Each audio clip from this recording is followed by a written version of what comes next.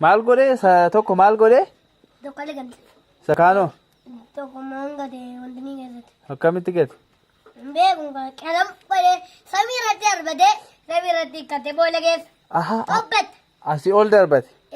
Samii irratti hiikkatee ati boolla keessatti tobbete. Feestaaliin see lafa buutee. Qoy qoy. Samii keessatti hiikkatee qilleensi hiikkachiisee ati boolla keessatti jaachi.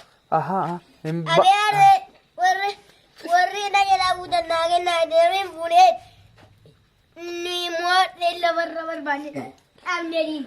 Baasuuf hin yaallee? Si be baasuuf hin yaallee re? Boollicha keessa. Baasuuf harkaan qonnee dhiibnee ilaafne hanqeenya dabdi.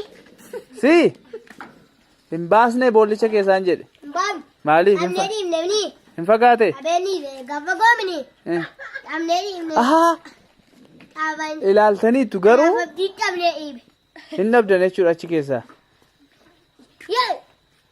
Nama meeqa taatanii ilaaltan? Nama meeqa? Abdiin si ilaaleera? Eenyu dura ilaale? Eenyu dura ilaale? Ana dura ilaale. Hin dhabdee jechuudhaati. Situ dura ilaaleere? Hin dhabde jechuudha. Achi booddee oola. Qoy akka naagaleera beektaa? Akkamitti ilaalte? Boollicha keessa.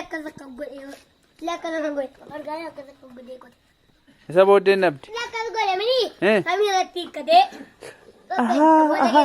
Utuma samii irratti ol darbannaan maal ta'ete? Feestaal isaarraa moo? Feestaalichi maal fakkaata ture? Hin yaadatta? Akkasii kan biraa miti.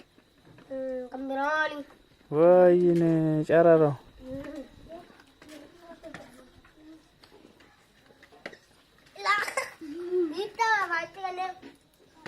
Indee?